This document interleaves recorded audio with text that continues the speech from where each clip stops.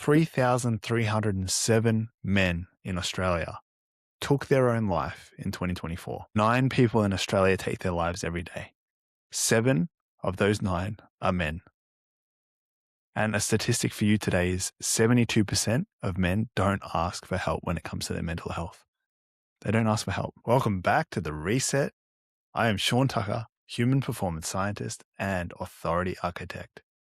We are here in the living lab documenting the science, the struggle, and the shift for every high-performance dad and founder who's ready to bridge the gap between their ambition and their presence. Today, we're going to talk about something a little bit more serious.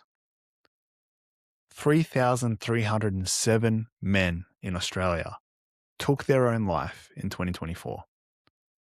Right now, for the next 20-something days in June, from June 3rd to June 26th, there is a push-up challenge. This is to raise awareness and funds towards Push for Better, a mental health charity specifically dedicated to raising awareness and actually bridging this gap so that men stop taking their lives, especially in Australia, because that statistic is wild. 9 people in Australia take their lives every day. 7 of those 9 are men. And a statistic for you today is 72% of men don't ask for help when it comes to their mental health. They don't ask for help. So you might see me jump down in this podcast and do 9 push-ups, because the target for today, by the way, the push-up challenge, 3,307 push-ups will be completed during this challenge. Yesterday, there was 100 on the first day. Today, 72. So for me, I'm going to do 8 rounds of 9 reps and we'll see how we go. So if you see me jump down on the floor, that's exactly what I'm doing. Really documenting the struggle, the science, and that space that we call the living lab. Why are people taking their lives? This is a question that was actually raised to me when I was 15, because I was considering taking my own life. And I know that may sound quite catastrophic, but the truth is, it is catastrophic. For someone to consider and really plot out and plan to take their own life, it shows that we need to support and lead better as a society, as individuals, because this is just not good enough. I'm going to get into my set.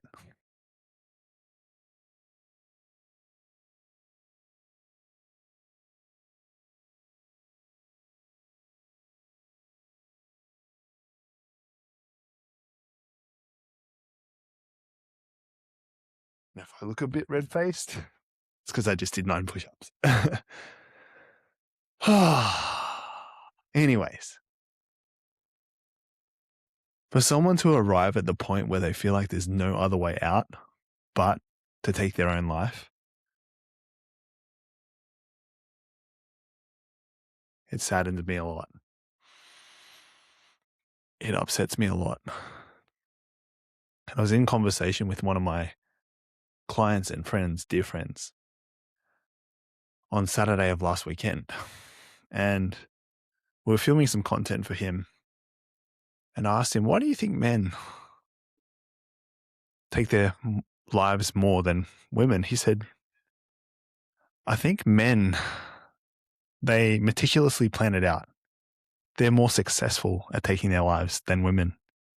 It's not to say that men try to take their lives more than women, or women try to take their lives more than men. He stated that men are more successful because they've more meticulously planned it out. And it got me thinking, how long do you plan out something like this? Because I've heard stories of men taking their lives where they had no previous kind of awareness for their friends and family. They had no awareness around this person was struggling. This person was in despair. And then next moment, this person's poof, gone. They're dead because they've taken their own life. So what is going on in someone's head when they arrive at that position? I mean, for me, when I reflect back, and it's happened maybe 2 times in my life, where I've had the thought, maybe it would be better if I just ended. But that's all it was. It was only a thought. And I say that as openly as I can, because when I arrived at that thought, I told myself, no, you're going to get help. And the statistic that comes through today is 72% of men don't ask for help when it comes to their mental health. That's a staggering statistic. That means 7 out of 10 men who may be suffering silently don't ask for help. Is this because it is weak for men to ask for help? Or is it because we think we're strong and we need to put on that armor and show everyone that we're capable? See, I think there's a little bit of that. But where I think there is an opportunity to happen is that we need to show that it's okay to ask for help. We need to actually get better at receiving help, feedback, and see it as growth. Because our fathers, grandfathers, and forefathers before us, the ones that went to war, the ones that fought for the privilege that we have right now, I'm sure they're turning over in their grave knowing that good men are taking their own lives because they feel that there's no other option. Last year, if you go and find it in the news, you'll find it. There was 3,307 single boots laid out in front of Parliament House. Each one was to represent one of those men that died the previous year. Each one of those men have stories. Some of them were boys. And I want you to sit with that for a second. Some of them were boys.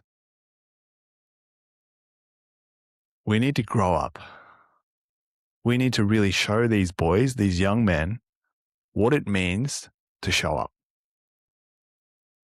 Because the fact that people are taking their own lives because they feel that there's no other option is just not good enough. It is our duty as other men, as providers, as protectors,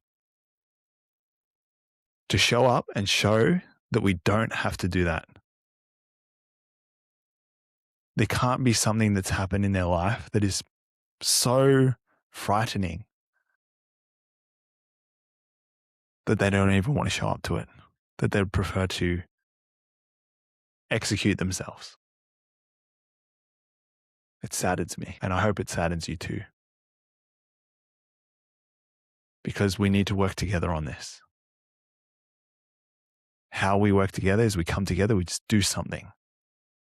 I have my Sunday 6 a.m. workouts. Our team has already raised more than $500 in the first day for this project. We've hit our goal. We've hit our target. We have to raise the bar. Because $500 and the awareness around, well, I think we've got 8 people in the team who are pushing for better, aiming to get that 3,307 push-ups throughout the challenge. Yes, there's a bit of friendly banter and fun going on in the chats, but it runs so much more deep. Because those men, every Sunday, 6 a.m., it costs them nothing, no money, it costs them just the willingness to show up at 6 a.m. They come every Sunday, and the feedback that I'm getting is I really love these sessions. They energize me for the whole week. I really missed not being able to come here when I was in Adelaide or up in Sydney. And this is what happens when you get people together. It's what happens when you have that third space The third place is the community. No one's obliged to show up, but we show up and we connect and we have great chats. We push each other. We really stretch the limits. We bag each other out. Most importantly, we have fun, because that's what it's all about. And so if you want to help us and help our mission, maybe you know someone in Southeast Melbourne who can come along to the 6 a.m. workouts. Another way you can help is you can donate to our fundraising page, the Push for Better Challenge, the Push Up Challenge, because we're all doing it. There's 8 of us in our team that are doing it. And we've already hit our target, but let's stretch that. Let's blow it through the mountains. So that brings us to the end of the reset for today. And if you've found value in this episode, I want you to share it with one person. Because if you are ready, or if you know someone who's ready to stop being a passenger in their own life and to start architecting their legacy, make sure you comment the word reset wherever you see this podcast, because then I'll send you the 7-day reset guide. It's all about integrity building. Most people wait for their life to change. We architect the choice. Change your state. Choose how you show up. I am Shaun Tucker. I'll see you in the next one.